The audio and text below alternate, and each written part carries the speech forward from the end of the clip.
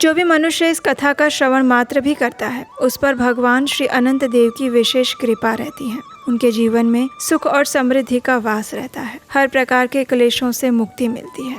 भाद्रपद मास के शुक्ल पक्ष की चतुर्दशी के दिन अनंत चतुर्दशी व्रत का पालन किया जाता है और आज अनंत चतुर्दशी दिन की आप सबको बहुत सारी शुभकामनाएं।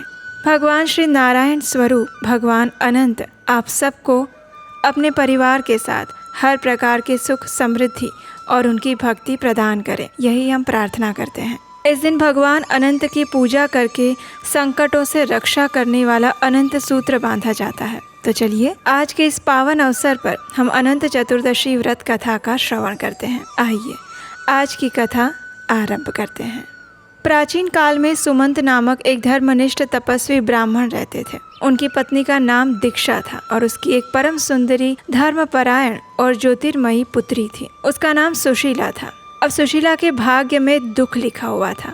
बहुत छोटी आयु में ही उसकी माता दीक्षा की मृत्यु हो गई। पत्नी की मृत्यु के बाद कुछ ही दिनों में सुमंत ने दूसरा विवाह किया और उसकी दूसरी पत्नी का नाम कर्कशा था। जैसा उसका नाम था वैसा ही उसका स्वभाव था। उसके आते ही सुशीला से वो द्वेष करने लगी। घर का सारा काम उसी से करवाती और सुशीला भी बिना कुछ कहे पूरा दिन घर गृहस्थी का सारा काम करती रहती। इतना कुछ करने के बाद भी कई बार कर्कशा क्रोधित होकर सुशीला को अपशब्द कहा करती थी और इस प्रकार दिन महीने और साल बीतते गए। सुशीला अब बड़ी हो रही थी। सुमंत उसके विवाह के लिए योग्य वर की खोज करने लगे और उतने में ही महामुनि कौंडिन्य वहां पर आए। उन्होंने सुशीला से विवाह का प्रस्ताव रखा और सुमंत ने भी इसे सहर्ष स्वीकार कर लिया।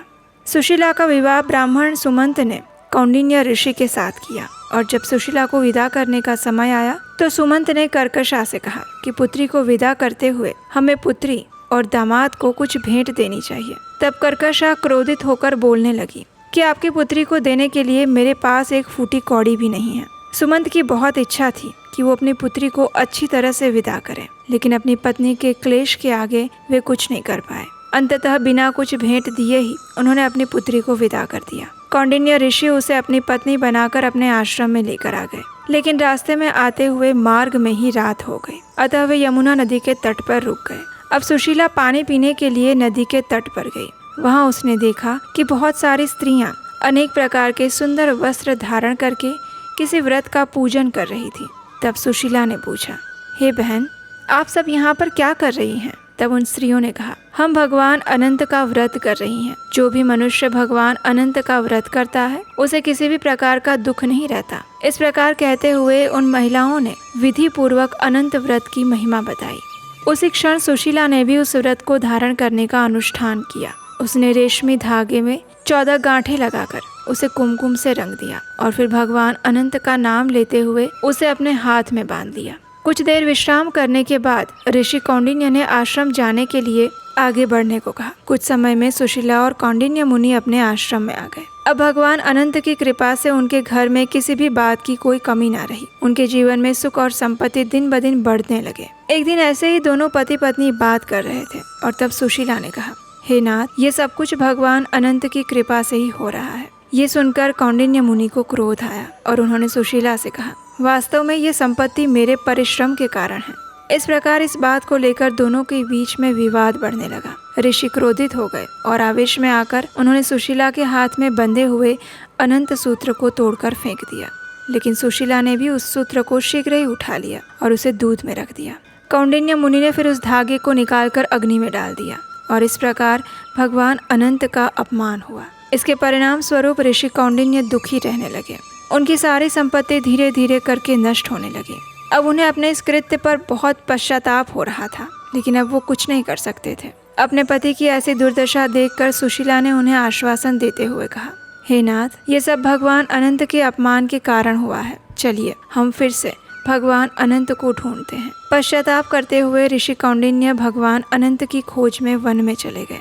इस प्रकार वन में भटकते हुए जो भी मिला उसे भगवान अनंत के बारे में पूछने लगे। इस प्रकार जाते हुए मार्ग में एक आम का पेड़ आया। आश्चर्य की बात यह थी कि आम का पेड़ बड़ा और विशाल होने पर भी कोई भी पक्षी उस पर आराम करने के लिए या विश्राम हेतु नहीं बैठ रहा था। आम के पेड़ को इस प्रकार देखकर कौंडिन्य ऋषि ने कहा, हे आम के वृक्ष, क्या तुमने कहीं अनंत भगवान को देखा है? तब आम ने कहा, भाई, अगर मैंने भगवान के दर्शन किए होते तो ये ना पूछता कि मैंने कौन सा पाप किया है कि एक भी पक्षी मुझ पर विश्राम नहीं करता। इसका उत्तर सुनकर कौंडिन्य मुनि और सुशीला निराश होकर वन में आगे बढ़े। तब रास्ते में एक गाय मिली। कौंडिन्य मुनि ने गाय से पूछा, हे गाय, क्या तूने अनंत ईश्वर को देखा है? तब गाय ने कहा, भाई, अगर मैंने भगवान को देखा होता तो मैं अपने ही दुख का समाधान ना पूछती। मेरे थन दूध से फट रहे हैं, लेकिन कोई मेरा दूध नहीं पीता। पता नहीं मैंने क्या पाप किए होंगे। ये सुनकर वे दोनों फिर से निराश होकर आगे बढ़े। जैसे ही वे वहाँ से आगे जा रहे थे वैसे ही उन्हें वहाँ पर एक बैल मिला। ऋषि ने बैल से पूछा, बैल, तूने भगवान अनंत को कहीं देखा है? तब उस बैल ने कहा, मैंने भगवान अनंत के दर्शन नहीं किए। देखो, चारों तरफ इतनी हरी घास है, पर मैं एक निवाला भी नहीं खा पा रहा हूँ। मैंने कौन सा पाप किया है? अगर तुम्हें भगवान अनंत मिले तो मेरे लिए जरूर पूछना। इस प्रकार वन में सभी को पूछते पूछते वे थक गए, लेकिन उन्हें कहीं भी भगवान अनंत नहीं मिले। भूख, प्यास और थकान तथा जागरण के कारण वे थक चुके थे। अब कौंडिन्य मुनि के पास कोई आशा उम्मीद नहीं थी। अंततः वे निराश हो गए। उन्होंने आत्महत्या करने का निश्चय किया। सुशीला भी थक चुकी थी, इसलिए वो एक वृक्ष के नीचे विश्राम करने के लिए बैठ गई। वहाँ उसे गहरी नींद आ गई और इसी अवसर का लाभ उठाकर कौंडिन्य ऋषि ने एक वृक्ष की शाखा पर उसके गले में फंदा डाल दिया और जैसे ही वे मृत्यु को गले लगाने के लिए तैयार हुए, उसी क्षण वहाँ पर एक वृद्ध ब्राह्मण आ गए। उन्होंने पूछा, अरे भाई, तुम मरना क्यों चाहते हो? तुम्हें क्या कष्ट है? तब ऋषि कौंडिन्य ने कहा, मेरे दुख की कोई सीमा नहीं है, लेकिन मुझे अनंत भगवान के दर्शन करने हैं।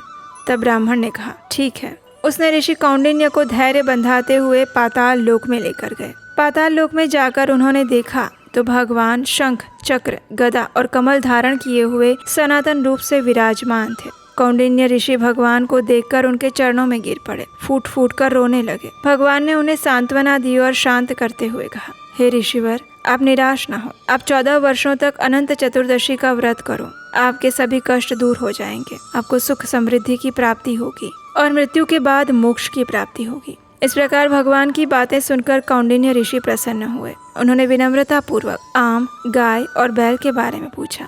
तब भगवान ने कहा, तुमने जो आम देखा था वो पिछले जन्म में एक ब्राह्मण था। उसने अध्ययन तो किया लेकिन किसी को पढ़ाया नहीं। अपने पाप के कारण वो इस अवस्था में है। तुमने जो गाय देखी वो पृथ्वी थी और जो बैल देखा वो धर्म था। धर्म और पृथ्वी लोगों के पापों के कारण ही इस अवस्था में पहुँचे हैं। इस प्रकार अंततः ऋषि कौंडिन्य ने भगवान के दर्शन किए और उनका आशीर्वाद लेकर कौंडिन्य मुनि वहां से विदा होकर सुशीला के पास आए। इस प्रकार अंततः ऋषि कौंडिन्य ने भगवान के दर्शन किए और उनका आशीर्वाद लेकर कौंडिन्य मुनि वहां से विदा होकर सुशीला के पास आए। उन्होंने उसे सारी बात बताई।